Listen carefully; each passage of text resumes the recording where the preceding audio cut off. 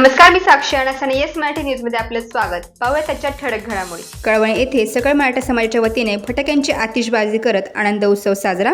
महाराष्ट्र सरकारकडून संघर्ष उद्देश श्री मनोज जरांगे पाटील यांच्या सर्व मागण्या मान्य करत मुख्यमंत्री यांनी मनोज जरांगे पाटील यांना अध्यादेश सुपूर्द केला.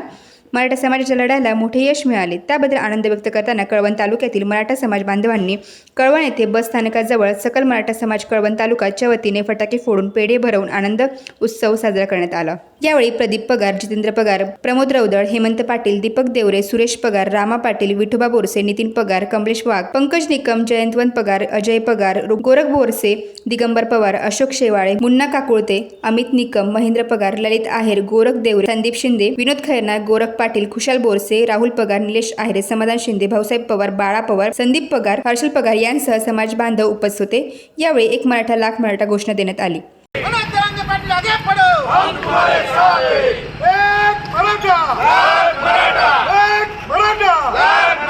छत्रपती शिवाजी महाराज के, छत्रपती संभाजी महाराज के, मनोजला तुम आगे बढ़ो, हम तुम्हारे साथ हैं. भवानी जय शिवाजी, जय श्रीराम.